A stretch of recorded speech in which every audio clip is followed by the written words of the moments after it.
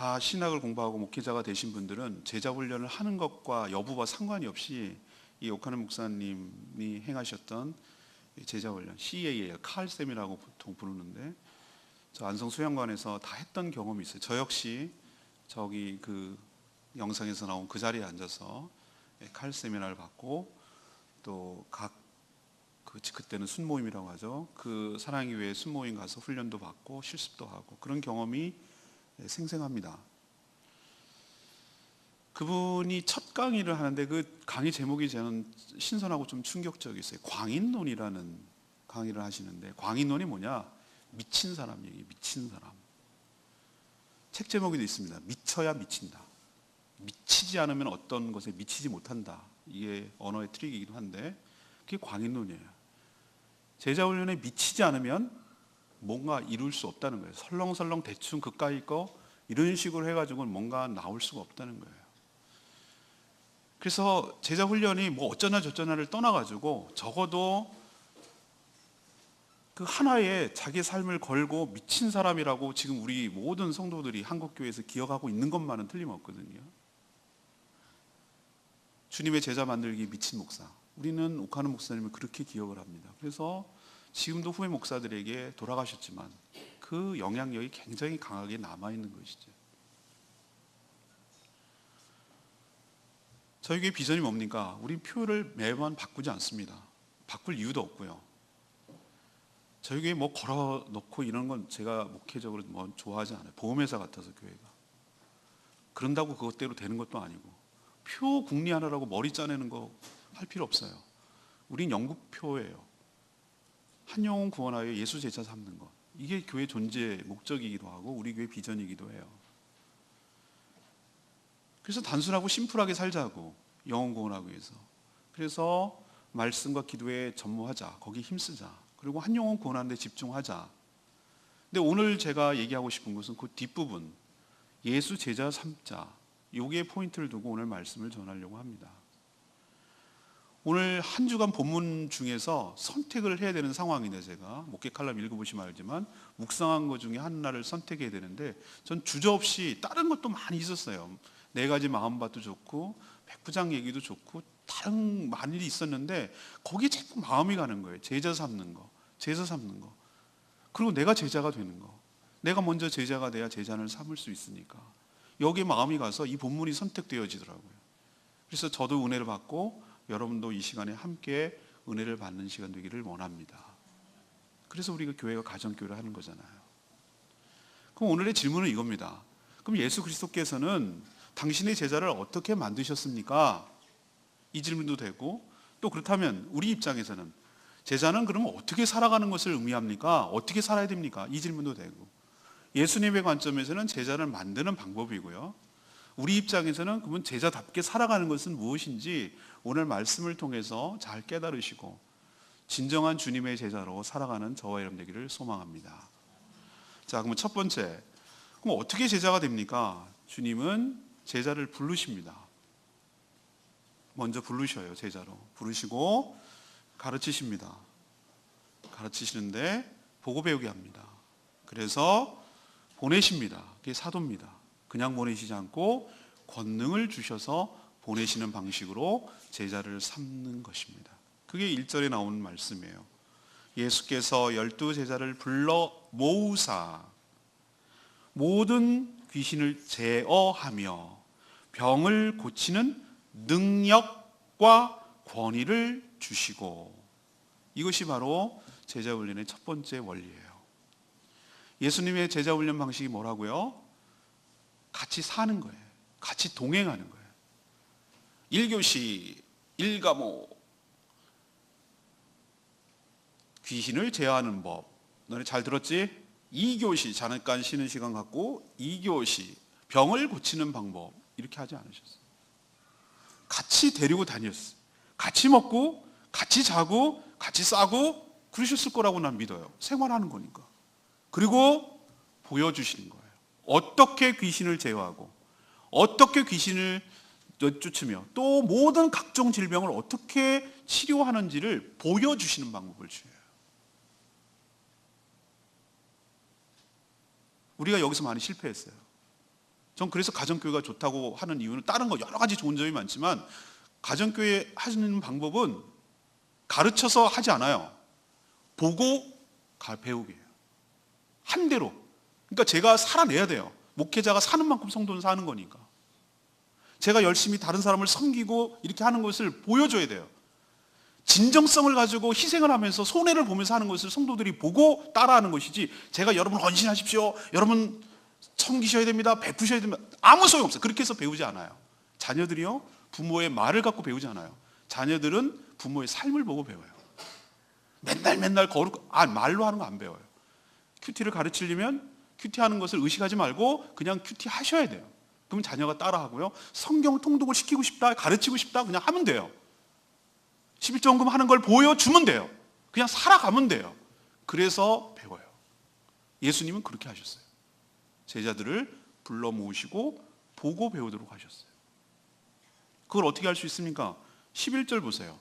리티타로, 전도여행을 다 끝나고 나서 베세다 쪽으로 가가지고 좀 따로 데리고 가서 제자들을 좀 휴식을 취하고 그렇게 하려고 했는데 무리가 어떻게 알고 왔는지 거기까지 따라붙었어요.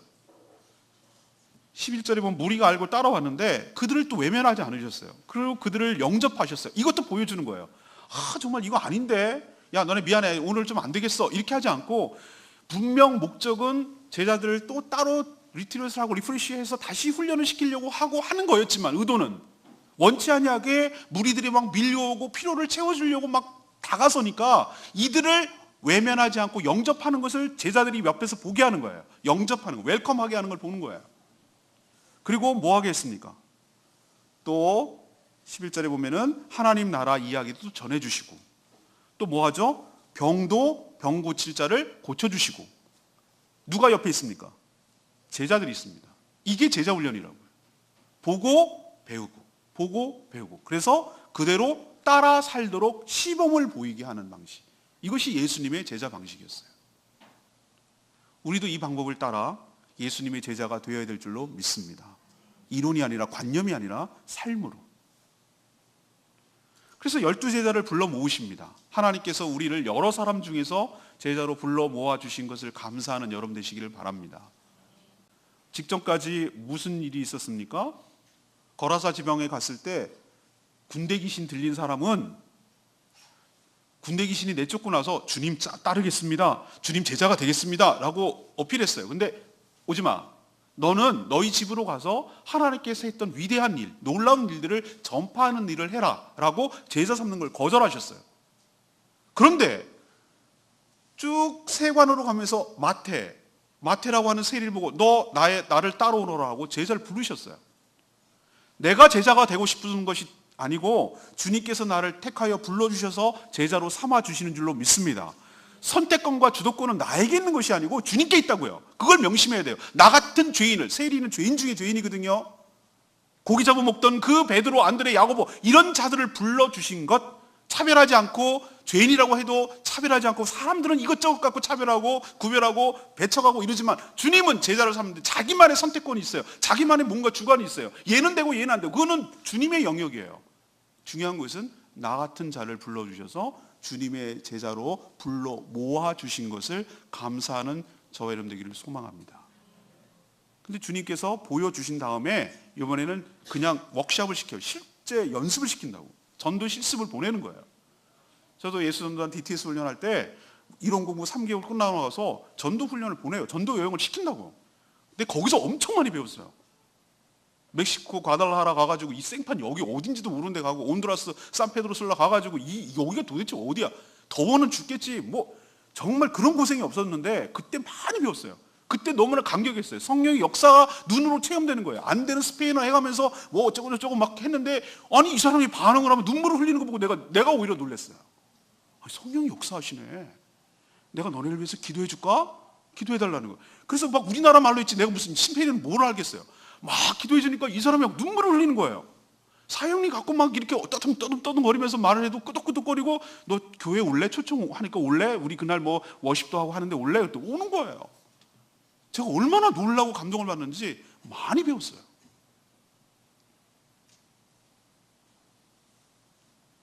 사랑하는 여러분, 주님은 너 해, 알아서 해, 다 가르친 다음에 실제로 해보도록 해서 실증적으로 체험하도록 해서 그래서 배워가도록 인도해 주는 줄로 믿습니다.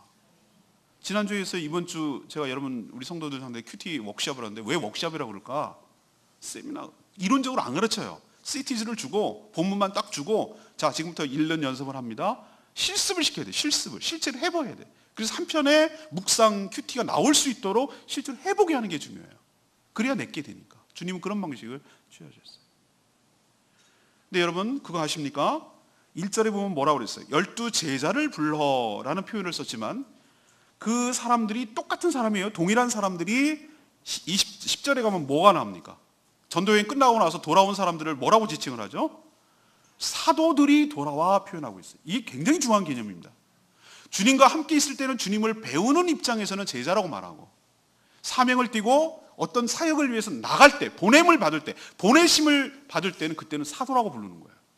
우리는 사도 말이 사도행전 이러니까 익숙한 말인데 이거는 요즘 용어로 치면 옛날 조선시대로 갈까요? 사신을 보낸, 사절단을 보낸다고 그래요. 사절단을. 중국에 무슨 일이 있거나 일본에 뭐 보낼 때 사절단을 보낼 때 우리 정부를 대표해서 우리 조정을 대표해서 가는 자, 임무, 특수 임무를 띠고 어떤 임무를 띠고 가는 보낸 자를 갖다가 사절단, 사신이라고 불러요. 요즘 우리 현대 용어로 뭡니까? 대사. 모든 각국의 대사를 다 파견하고 있어요. 이게 사도예요. 사신의 복수형이 사도예요. 여러 명을 보냈으니까, 12명을 보냈으니까. 여러분 제자로 살아가기를 원합니다. 그러나 제자로 그치지 않고 사도의 부르심을 받아 사도로 나가는 저와 여러분 되기를 소망합니다. 배우기만 잔뜩 배우면 아무 소용없어요. 배우는 목적이 사도 때문에 배우는 거예요. 나가서 사역하라고, 나가서 주의 일을 감당하라고, 예수의 분신이 돼서 예수님이 하는 역할을 하라고. 그래서 파송을 하고 보내는 거예요. 그래서 똑같은 사람들인데 이 사람이 그 사람인데 제자라고 불렀다가 사역을 하고 오는 그 사람들을 향해서 사도라고 부르는 거예요. 여러분은 제자의 삶을 마치지 말고 제자의 삶을 뛰어넘어서 사도의 삶을 살아가는 저와 여러분 되기를 소망합니다. 그게 목적이에요. 거기까지 가야 돼요. 이래야 제자 훈련이 성공한 거예요. 진짜 가르치기만 하면 아무 소용없어요. 머리만 커져요. 남만 판단하고 정죄하고 남을 갖다가 평가하는 사람으로 남는다면 그건 아무 소용없어요. 우리는 사역하러 보내는 거예요. 교회는 성도들을 사역하려고 훈련시키는 거예요. 실제로 행할 수 있도록 예수의 분신이 되어서. 그러면 생짜로 보내냐? 아닙니다. 오늘 보니까 보내시기 전에 주셨어요. 2가지. 모든이라고 그랬어요. 모든 귀신을 뭐하며? 제어, 통제를 하며 사로잡으며 또 하나 병을 뭐하는? 고치는, 힐링하고 치유하는 뭘 주셨다고? 능력 플러스 뭐? 권위. 이 2가지를 주셨다고. 능력도 주시고 그렇게 행할 수 있는, 위임할 수 있는 권위를 그들에게 위임해 주셨어요. 부여했어요. 이것을 2개를 합친 것을 우리는 권능이라고 해요. 권능. 권세와 능력, 권위와 능력. 그래서 우리 부흥회 가면 많이 부르는 예수님 권세, 예수님 권세, 예수님 권세, 내 권세. 그거예요. 그 권위를 사도에게, 제자에게 주신 것처럼 우리도 어떤 일을 할 때 너 알아서 해 이렇게 절대 하시지 않고 우리가 어떤 일을 시작하기 전에 우리에게도 권세와 능력을 부여해 주시고 위임해 주시고 보내주시는 줄로 믿습니다. 이걸 믿으셔야 돼요. 우리 거 아니에요. 사역을 행할 수 있는 것을 주셔요. 그럼 권능의 목적이 뭡니까? 왜 주십니까? 우리가 대단한 사람처럼 보이고 막 능력자로 보이게 하기 위해서 쫙 하고, 이번 주에 뭐 우리 교육자 모임 가니까 내일 염력인가 뭐 그 영화 보인다 그러는데 나 그거 영화 안 봤으면 좋겠는데 쫙 하면 착 되고 쫙 하면 착 되고 뭐 이런 것 상상하는데 이게 설 믿고 예수를 잘못 믿어서 이런 현상이 나타나는 것이에요. 왜 그 권위를 주셨을까? 왜 능력을 주셨을까? 그 목적을 뚜렷하게 알아야 돼요. 사단의 권세를 제어하기 위해서. 죄와 사망과 이 3종 세트라고 말씀드렸죠. 죄의 결과인 사망, 그렇게 살아갈 수밖에 없는 사단의 권세로부터 해방시키고, 이게 하나님의 나라입니다. 그 역할을 감당하라고 한정적으로 그 목적 때문에 이것을 주신 줄로 믿습니다. 그래서 호환되고 쓰는 것을 보세요. 호환된다는 얘기는 뭐냐면은 복음을 전하시며, 6절에 가면은 복음을 전하시며 라는 말이 귀신을 쫓아내시며 질병을 치유하시며, 이것이 다 포괄적 개념으로 같이 들어오는 거예요. 복음이라는 것이 단순히 복음을 사연이 같은 걸 전해서 죽어가지고 천국에 가는 것으로 국한하지 않아요. 너무 협소하게 보면 안 돼요. 복음이라는 것은 뭐냐? 복음이어야 돼요. 말 그대로 정말 가스페여야 돼요. 기쁜 소식이어야 돼요. 질병 들린 사람에게 질병이 쫓아나야 그게 복음이지. 귀신 들린 사람은 귀신이 쫓겨나야 복음이지. 배고픈 사람은 배 부르게 해야 그게 복음이지. 주님께서 여러분들에게 뭘 주시냐면은 너희가 가가지고 복음을 전해라 뿐만 아니라 복음이 복음되게 하라는 거예요. 진짜 그 사람들에게 복음이 되게 하라는 거예요. 그 능력을 너가 아니라 내가 너에게 준 대로 하라는 거예요. 그렇게 됨으로 인해서 귀신이 쫓겨나가고 배고픔이 해결되고 안전병이가 일어서고 안 들린 사람 들리고 하나님 나라가 무엇인지 눈이 열리고 영안이 열리고 그래서 모든 죄와 사망과 사단의 권세로부터 해방되어서 그 하나님의 은혜와 축복을 누리며 살아가는 그 자유와 평안함을 누리고 살아가도록 하는 것, 이 자체를 복음을 전한다고 말하는 것이지 협소하게 해석하면 안 돼요. 그것 때문에 권위와 능력을 주신 줄로 믿고 그렇게 복음이 확산되어서 나가는 그 나라를 하나님 나라라고 부르는 줄로 믿습니다. 우리를 부르시는 목적, 하나님 나라 확장하라고. 이 제주 땅을 하나님 나라 만들라고. 하나님 나라가 무슨 어디까지가 하나님 나라가 아니에요. 하나님의 통치를 받으면 거기가 하나님 나라예요. 미신과 귀신이 떠나가고 주님의 통치를 받는 그 사람이 거하는 그 땅이 바로 하나님의 나라예요. 그거 하라고 여러분 보낸 거예요. 첫 번째로 우리 결론 내리십시다. 주님의 제자가 되는 모든 권능, 권세와 능력의 원천, 그 근원은 어디로부터 나온다? 주님께로부터 부여받은 것이다. 내 거 아니다. 그 목적은 무엇인가? 복음 전파에 있다.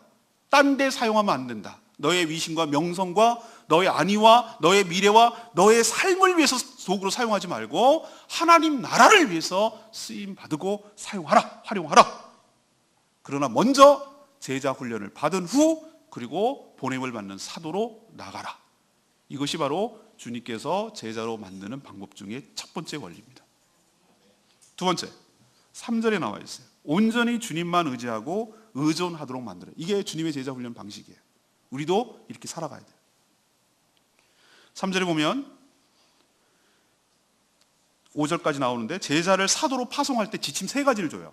주님께서 전도 실습을 보내잖아요. 12제자를. 근데 3가지를 주셨어요. 근데 이 3가지가 저는 모든 성도들, 모든 사역자들의 사역 지침과 저는 똑같다고 생각을 해요. 지금도 저는 동일하게 적용해야 될 원리라고 저는 생각해요. 전 선교사도 아니고 목사도 아니고 아무것도 아니요. 모든 성도는 주의 제자이며 주의 사도인 줄로 믿습니다.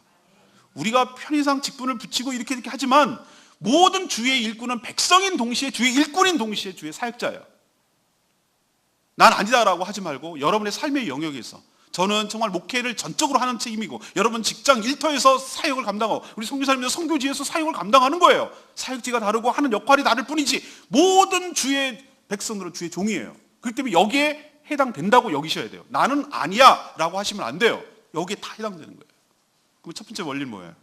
3절, 여행을 위하여 아무것도 가지지 말라. 지팡이나 배낭이나 양식이나 돈이나 두벌 옷도 가지지 말며, 이렇게 표현하고 있어요. 이 얘기는 뭡니까? 네가 주님의 사역을 할 때, 이게 전도 여행이 아니라 사역이라고 생각합시다. 네가 어떤 사역을 할 때, 주의 일을 할 때 아무것도 가지고 하지 마. 이게 뭔 소리야? 아니 뭐가 있어야 하지. 이 물품들은 유대 사회에서 전도를 갈 때, 전도 여행은 고사하고 어디를 이동할 때 최소한의 거예요. 최소한의. 요거는 정말 최소의 것이에요. 최소. 아주 그 생존에, 생활하는데 아주 최소의 것이에요. 보세요. 뭐가 불필요한가? 지팡이, 배낭, 양식, 돈, 두벌옷. 우리 두벌이 아니라 우리 집사람 흉 봐서 미안한데 두벌이 아니라 여러 벌 가지고 가더라고. 드라이기도 챙겨가더라고. 드라이기. 엄청 많이 가방이. 근데 뭐 이런 것도 없어. 두벌옷 그러면 얘기는 그냥 입다 놓고 그냥 가라는 얘기 아니에요. 여기서의 원리는 뭡니까? 물질 의존하지 말라. 전적으로 주님만 의존하라는 하나님의 말씀이고 명령인 줄로 믿습니다. 네가 돈 많이 갖고 가고 하면 돈이 했다 그럴 거 아니에요. 여러 가지 편리한 것들 가져가면 그것 때문에 잘 됐다 그럴 거 아니에요. 하나님께서 왜 이렇게 모든 것을 제어하실까? 모든 것을 왜 극단적으로 차단시킬까? 왜 아무것도 대책 없이 가라고 할까? 무대책일까? 이렇게 무시무시한 뭐 조폭두목처럼 야 가! 알아서 해! 이런 개념일까? 아니에요. 그런 개념이 아니에요. 네가 하나님 외에 다른 것 의지하지 말. 특히 물질 같은 거 의존하고 도구 같은 거, 기술 같은 거 이런 거 의존하지 말고 전적으로 하나님만 의지하라는 원리인 줄로 믿습니다. 두 번째 원리는 뭐예요? 한 집에 머물다 떠나래요. 어느 집에 들어가든지 거기서 머물다가 거기서 떠나래요. 한 집을 정하래요. 그리고 그것이 사역의 중심지가 되게 하래요. 왜 이리저리 옮기지 말라고 하는 것이죠? 사람 의존하지 말라고. 여기가 좀 난가? 여기가 좀 괜찮은가? 이 사람이 좀 더 도와줄래나? 여기 좀 가는 게 좀 편한 집이지? 여기가 2층 집이고 화장실도 2개고 여기 가는 게 좋겠는데? 여기가 전망도 좋지? 여기가 사람 모이기도 좋잖아? 여기가 공간이 좀 크잖아? 하지 말라고. 사람 의존하지 말라고. 하나님 의존하라고. 하나님만 바라보라고. 그리고 한 집에 머물란 얘기는 한 곳에서 지속적으로 장기 사역하라고. 이리저리 옮겨다니지 말고 한 곳에 짱 받고 뿌리를 내릴 때까지, 뭔가 역사가 일어날 때까지 거기서 계속 지속적으로 하라고. 그래야 뭔가 역사가 일어난다는 거예요. 이 원리예요. 제가 여기 와서 목회하러 왔을 때 참 기가 막혔어요. 뭐 지금도 기가 막힙니다만 정말 성도 한 명도 없는 거예요.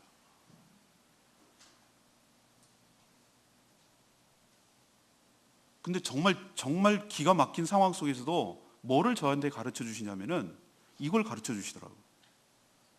사역은 물질로 하는 것 아니고 사람으로 하는 것 아니라는 걸 저한테 처절하게 가르쳐 주시더라고요. 처절하게. 전적으로 하나님만 바라보고 하나님만 의존하도록 만드시더라고요.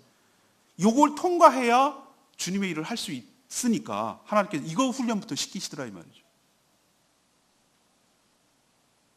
그래서 매일매일 기도하게 만들고 매일매일 하나님 바라보게 만들고 이자 날짜는 다가오는데 정말 두렵고 떨림으로 어떻게 해야 될지 막막한데 주님 바라보고 주님 부르짖고 기도하고 눈물 흘리게 만들고 주님 의존하도록 만들고 그 기도 응답에 감사하게 만들고 누군가 사람 의존하면 그 의존하는 사람 떠나보내게 하고 의존하지 못하게 하고 누군가 이 사람이 좀 기대할 만하고 누가 좀 도와줄 만한 분이면 철저하게 탁 끊어버리고 철저하게 고립되게 만들고 철저하게 나한테 왜 이렇게까지 세요? 왜 이러세요 정말? 이렇게까지 할 정도로 만드는 이유를 이제 깨달았어요.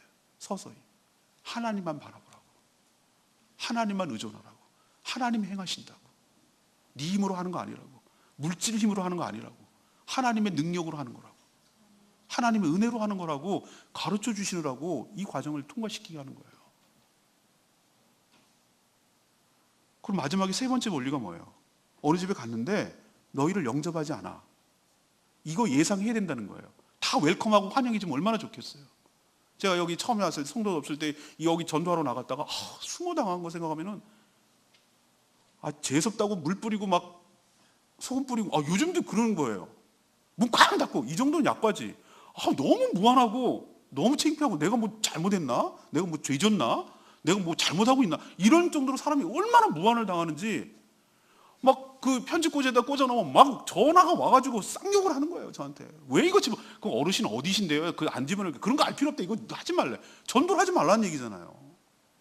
그러니까 여러분 다 웰컴하지 않아요. 영접하지 않아요. 그거 상처받지 말라고요. 다 환영하진 않아. 그렇지만 너 좌절하지 말고 비굴해지지 말고 당당하라고 오늘 이렇게 말씀하시는 거예요. 먼지를 떨란 얘기는 이 증거로 삼으란 얘기는 그래 이거를 전했는데 전한 것에 너 안 믿는다고 너한테 책임을 묻지 않겠다는 거예요. 네가 분명히 전했어. 넌 할 일 다 했어. 그러면은 그것을 안 받은 저쪽에게다 내가 책임을 돌리는 증거로 먼지를 떨어버리는 아무 상관없다고 너에게 책임 없다라는 증거로 내가 삼고 마지막 심판의 증거로 삼을 테니까 너 상처받지 마. 그리고 너 두려워하지 마. 그리고 좌절하지 마. 그리고 당당해라. 복음이 싸구려가 아니야. 생명을 구하는 것인데 네가 하는 거 문제 없어. 너에게 문제가 있는 거 아니야. 너가 약자가 아니고 네가 뭘 팔아야 된다는 거 아니야. 그러니까 당당하게 복음에 임해라. 주의 종으로서 주의 사역자로서 복음 전파자로서 당당히 살아가라고 주님께서 오늘 우리에게 위로를 주시고 용기를 주시고 힘을 주시는 줄로 믿습니다. 이 세 가지예요. 모든 사역자들이 모든 주의 종들이 모든 주의 성도들이 어떻게 사역해 나가야 되는지 원리를 지금 가르쳐주고 있는 거예요. 여러분 한 영혼 구원하는데 쉽습니까? 아닙니다. 누가 평균적으로 32번의 복음을 들어야 그 사람이 예수 영접한다고 그래요. 그래서 벽돌 쌓기를 많이 얘기하잖아요. 난 한 장 쌓았어. 벽을 쌓아야 되는데 벽을 하나 완성하는데 저 사람의 벽이 완성이 저 사람의 구원이라고 친다면 한 장 쌓고 안 된다니까요. 내가 한 장 쌓고 또 딴 때 다른 사람이 2장 쌓고 어떤 사람이 3장 쌓고 내가 다시 보니 또 찔러가지고 3장 쌓고 이렇게 해서 쌓다 보면은 정말로 저 사람이 예비된 주의 영혼이라고 한다면 때가 되면 그들이 돌아오게 될 줄로 믿습니다. 안 돌아와도 그거는 내 문제가 아니에요. 그거는 하나님의 영역이란 말이에요. 하나님께서 먼지를 떨어버리라고 하잖아요. 영접하지 않는 자에 대해서 너에게 책임을 돌리지 않겠다는 거예요. 그러니까 복음을 전할 때 제발 저 자세로 구걸하듯이 하지 말라고요. 복음은 싸구리가 아니에요. 여러분은 외판원이 아니에요. 그리고 싸우지 마세요. 싸워갖고 절대로 되지 않아요. 주의 은혜로 구원을 받는 줄로 믿습니다. 여러분이 누군가 여러분들이 싸워갖고 논쟁이 져가지고 여러분 예수 믿었습니까? 아니잖아요. 아니라고 생각하고 싸운다고 덤비면 그냥 물러서세요. 먼지 떠세요. 아닌가 보다 지금은. 그리고 딴 거 의지하지 마세요. 딴 거 의지하면 망해요. 그래서 저희 교회는 그런 거 안 해요. 쌀 갖다 놓고 자전거 갖다 놓고 테레비 갖다 놓고 전도축제라고 명칭을 붙여놓고서 왜 연예인 불러가지고 하는 그런 거 안 해요. 그거 떨어지면 안 오기 때문에. 복음은 상품이 아니에요. 구걸이 아니고 당당해야 돼요. 그냥 복음 자체에 능력이 있는 줄로 믿습니다. 긍지를 가지세요. 여러분들은 절대 무슨 비겁하고 낮은 자세에서 하는 사람들이 아니에요. 여러분은 당당하게 생명을 구원하는 사람들이에요. 그러니 어디 가서 고개 드시고 거절한다고 좌절하지 마시고 상처받지 마시고 저 사람이 손해예요. 내가 손해가 아니고 난 할 도리를 하는 거예요. 그러니 당당하게 복음을 전하는 임하는 저와 여러분 되기를 소망합니다. 이게 제자예요. 고개 드세요. 세 번째는 믿음으로 순종하여 확신하게 만드는 방식을 취하세요. 제자 훈련의 핵심이 뭔지 아십니까? 주님께서는 끊임없이 제자들을 믿음의 순종을 반복하게 훈련을 시켜요. 믿음의 순종을 반복 훈련을 시킨다고. 그래서 그 믿음으로 순종했더니 놀라운 체험을 경험하게 합니다. 그래서 했더니 진짜 되네? 라고 확신에 거하게 해서 그 더 단단해지고 더 견고한 그 믿음으로 또 큰 일에 헌신하도록 하는 선순환 과정을 겪게 만들어요. 자, 믿음을 갖게 합니다. 믿음으로 작은 것을 실천했더니 그 믿음의 역사가 나타나서 된다라는 믿음이 생깁니다. 그 믿음으로 또 큰 일을 했더니 또 역사가 일어나네 라고 해서 더 큰 일을 또 헌신하도록 합니다. 이래서 주의 나라를 위해서 크게 쓰임 받도록 하나님께서 하는 방식, 이게 주님의 제자 훈련 방식이에요. 믿음이란 이 어금니 꽉 깨물고 믿습니다 이렇게 하는 걸 믿음이라고 말하지 않아요. 믿음은 그냥 자연스러워요. 그거는 자기 암시예요. 자기 체면이라고요. 믿습니다 이렇게 하는 거. 믿고 싶은 거지 믿는 게 아니고. 하나님은 여러분을 그런 식으로 대하지 않냐고 실제로 믿어지도록 해요. 제가 이 체험을 했다고 말씀드렸잖아요. 하나님, 네온사인이 태풍에 무너졌습니다. 주님, 견적 120만 원. 주님, 저게 뭡니까? 교회가 이게. 그랬더니 띵동 120만 원이 입금되었습니다. 아니, 제가 웬만하면 제가 이성적인 사람이라서 그런 걸 안 하는데 액수를 맞춰, 하나님께서 항상. 그러니까 제가 어떤 마음이 들기 시작하냐면 이거 처음에 우연이야. 그러다가 우연이 계속되니까 이상한 거예요. 제가 처음에 뭐지? 그랬더니 기도하면 또 고기, 기도하면 또 고기, 기도하면 딱. 그러고 나니까 제가 무슨 생각이 드냐면 이건 우연이 아니네. 하나님께서 나에게 책임진다는 사인을 계속 보여주시는 거네 라고 해서 어떤 생각이 드냐면 내가 안 믿어질래야 안 믿어질 수 없는 상황까지 나가게 되더라고요. 그래서 지금은 아주 자연스럽게 믿어지는, 왜? 그동안의 경험이 축적돼서 하나님과의 신뢰관계가 형성돼가지고 안 믿을래 안 믿는 게 더 이상 이상해. 하나님께서 여러분도 그렇게 믿음 훈련을 시켜가는 줄로 믿습니다. 제자를 만들어 가신다고요. 그 제자의 가장 큰 것은 믿음 훈련이거든요. 믿음으로 순종하면 결과가 나오면 그걸 또 다시 믿음으로 순종, 이런 것을 해서 큰 역사를 이루도록 그런 훈련 방식을 취해요. 주님의 권능을 어떻게 여러분 증명하실 거예요? 해보지 않으면, 실제 시행하지 않으면, 체험되지 않으면 그것이 증명될 방법이 없어요.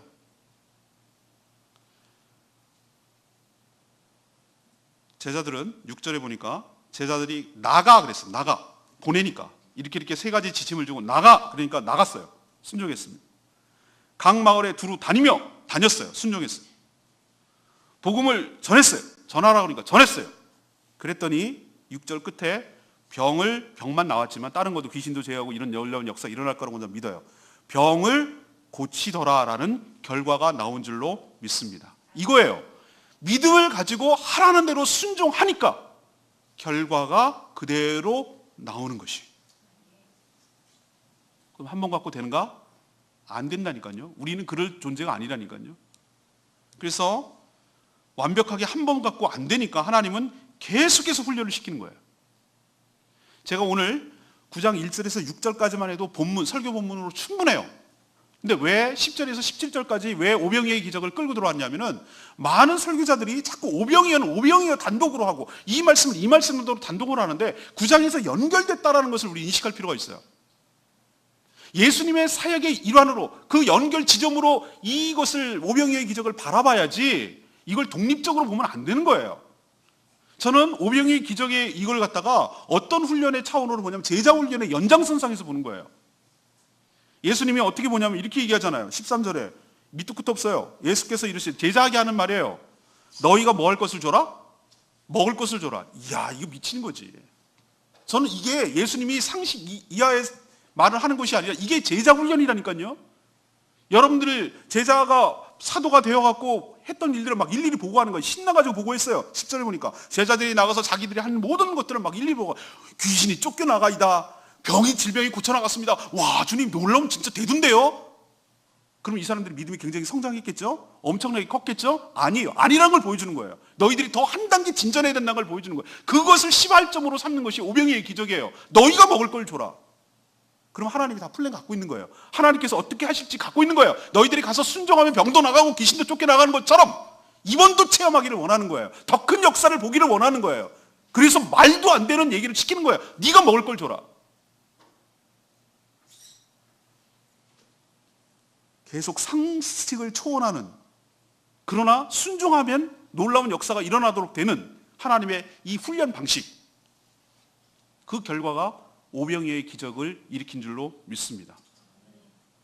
뭐라고 그랬어요? 저는 할 수 없습니다. 뭐합니다. 거기에 대해서 예수님이 이런 방구 안 하고 논리적으로 따지지 않아요. 그냥 계속 명령해 나가요. 제자들에게 14절에 뭐라고 그랬어요? 때를 지 50명씩 안 쳐. 순종해. 15절에 그렇게 다 안 치니까 예수님께서 마치 성찬식을 하듯이 떡을 떼고 축사하시고 떼어서 제자들에게 줬어요? 줬습니다. 그리고 뭐라고 명령합니까? 무리에게 나누어 주라. 이거 장난하세요? 저 사람들한테 내가 뭐가 되게요? 이런 걸 넘어서야 돼요. 순종해야 놀라운 역사가 일어나게 될 줄로 믿습니다. 순종해야 나타난다고요. 여기서부터 자꾸 상식에 걸려 넘어가고 합리성에 걸려 넘어가고 여기서 주저앉고 안 된다고 하면 아무것도 안 일어나는 거예요. 주님은 그걸 넘어서를 보여주기 위해서. 그때 17절에 먹고 다 배불러서 남은 조각이 12바구니에 거두는 역사를 체험하게 된 줄로 믿습니다.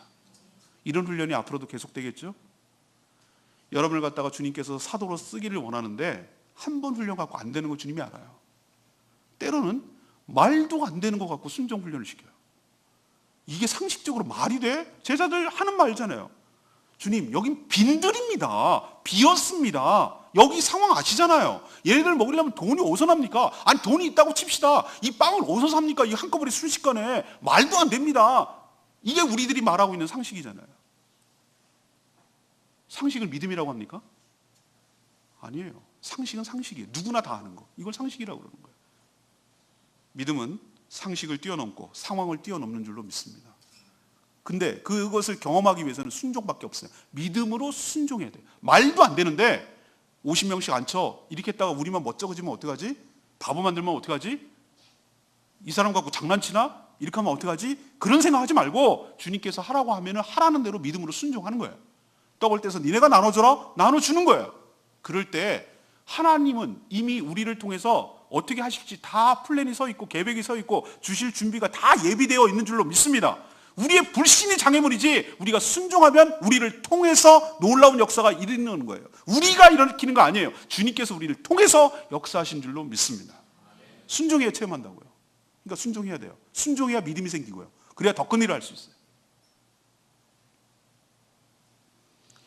오늘 말씀을 결론 내리면 이렇습니다. 주님의 제자는 처음부터 태어납니까? 아닙니다. 만들어집니다. 주님께서 부르시고 주님께서 연단시키고 훈련시키셔서 결국 제자로 끝내는 것이 아니라 어떤 목적으로? 사도를 목적으로 보내서 사역하기 위한, 그래서 사도로 파송하시고 이 보냄받은 사도들을 통해서 하나님 나라, 모든 악한 것들이 떠나가고 하나님의 통치를 받는, 하나님의 지배를 받는, 그래서 진정한 안식과 평화를 누리는, 해방되는 그 나라를 만들어가는 방식을 취하세요. 이것이 하나님 나라를 확산시키는 주님의 방법이에요. 딴 방법 없어요. 딴 방법 있으면 얘기해 보세요. 하나님은 준비된 제자, 보내심을 받은 사도를 통해서 역사합니다. 그게 우리입니다. 지금도 동일합니다. 그렇다면 우리가 결론적으로 각 쥐어 잡아야 될 결론이 있어요. 그렇다면 우리가 주의 일을, 어떤 일을 행할 때 이것이 마치 원천적으로 내 것인 것처럼 착각하면 안 돼요. 그때부터 망하는 거예요. 그리고 내가 하는 것처럼 착각하는 순간 망하는 거예요. 내 거 아니고요, 내가 하는 거 아니에요. 하나님 거고요, 하나님이 주셔서 하는 거예요. 그러니 이 원리를 깨우치기 전까지 하나님께서 연단을 시켜요. 네가 하는 거 아니고 하나님이 하는 거야. 네 거 아니고 내가 너한테 준 거야. 네 거 없어. 그리고 너 건 원래부터 없었어. 네한테 나타나니까 네가 하는 걸로 착각하면 안 돼. 너는 도구야. 너는 믿음으로 순종하면 역사가 일어나는 거야. 특히 복음을 전할 때 너에게 주님이 주신 권능이 있으니까 그것을 행사하면 놀라운 역사가 일어나니까 네 것으로 착각하지 말고 주님 주신 권능으로 행하거라. 이것이 우리가 쥐어 잡아야 될 하나님의 결론인 줄로 믿습니다. 두 번째는 주님보다 더 의지하는 거 빨리 없애라는 거예요. 그게 물질이 됐든 사람이 됐든 그렇게 하는 순간 하나님께서 박살을 내시더라고요. 물질 의존하면 그거 싹 꺼도하세요. 하나도 안 남겨놔버려. 물질을 슬슬 의존하기 시작하면 하나님보다 이걸로 막으면 되지 뭐, 이걸로 땜빵하면 되지 뭐, 이런 순간 처절하게 망가뜨리더라고요. 다 걷어가 버려요. 그리고 사람 의존하는 거, 저 사람이 우리 교회 일꾼 되겠는데, 저분이 우리 교회 큰 스폰서가 되겠는데, 그렇게 생각을 하고 의존했더니만 아주 박살을 내더라고요. 착착 끊어내버리고 아무것도 안 남겨놓는데 이렇게까지 할 필요까지 있나라고 생각될 정도로 의존하지 못하게 하더라고요. 근데 그게 하나님의 원리였어요. 사람 의존하다가 너 망한다는 거예요. 너 유리한 대로 이리저리 옮겨다니지 마. 그리고 유리한 대로 요리저리 머리 쓰지 마. 꼼수 쓰지 마. 그리고 한 곳에 진득하니 앉아가지고 여기 있어. 제주도는 장기 사역이 필요한 곳이에요. 상처가 너무 많아요. 제가 여기서 아직도 안 잊어버려요. 첫 번째 내가 부임한 첫 주일이었어요. 안 믿는 제주 사람이 아기는 보내는데 이렇게 오더니 새로 오셨어요? 네, 새로 왔습니다. 그랬더니 첫 번째 묻는 질문이 저한테 큰 울림이 됐어요. 언제까지 계실 거예요? 아니, 저 계속 있을 건데요. 그러니까 그럼 이거 사셨어요? 사갖고 오셨어요? 지극히 세상적인 건지. 아니, 사는 거 아닌데요. 그럼 부임해 오셨구나. 3년 있나? 이러더라고요, 저보고. 그래서 제가 그 부분의 말을 들으면서 제주 사람들이 바라보는 교회 목회자의 알겠다. 어떻게 바라보는지. 이걸 사업체로 보는구나, 이 사람은. 그리고 이제 적당하게 안 되면 떠날 거구나. 항상 그래 왔으니까. 사랑하는 여러분, 저는 이것이 실제적인 거라고 생각해요. 어느 집에 들어가든지 한 곳에 머물다가 가란 말이 이게 뭘까? 내가 곱씹고 또 곱씹고 또 곱씹었어요. 그 얘기는 사람 의존하지 말고 유리한 쪽으로 옮겨 다니지 말고 사역의 열매가 나타날 때까지 장기적으로 사역하고 헌신하라는 뜻이었어요. 그래서 저는 여기 선교지기 같이 여기면서 버티고 또 버티는 거예요. 제가 능력이 있어서가 아니라 버티는 거예요. 버티고 버티게 하시네. 제가 좋아하는 찬양. 버티는 거예요. 믿음은 버티는 거예요. 마지막은 불신은 어떤 형태로 나타나는가? 불순종으로 나타납니다. 불순종하는 게 불신이에요. 안 믿으니까 안 하는 거예요. 말이 돼 이게? 이게 먹이는 게 말이 돼? 안 해요. 그럼 믿음은 언제 나타나는가? 순종할 때 체험하게 될 줄로 합니다. 그래서 선순환이 일어납니다. 그래야 그 다음이 있습니다. 왜 항상 나는 그 다음에 놀라운 역사가 안 일어나는가? 그 이유는 거기서 정체되어 있기 때문에 순종을 안 하니까 거기서 머물러 있는 거예요. 순종할 때 또 놀라운 믿음이 생기고 그 믿음 가지고 또 순종할 때 더 큰 역사가 일어나게 될 줄로 믿습니다. 순종해야 다음이 있어요. 다음이 없는 이유는 순종 안 하기 때문에 그런 거예요. 순종 안 하는 이유는 내가 안 믿기 때문이에요. 오늘 말씀 잘 생각하시고 주님께서 나를 어떻게 제자를 사도로 만들어가는지 그 원리를 잘 아셔서 진정한 제자로 끝난 다음에 사도가 되셔서 하나님 나라를 위해서 존귀하게 쓰임받는 저와 여러분 되기를 소망합니다. 오늘 말씀 붙들고 271장 찬양제 부르고 기도하겠습니다.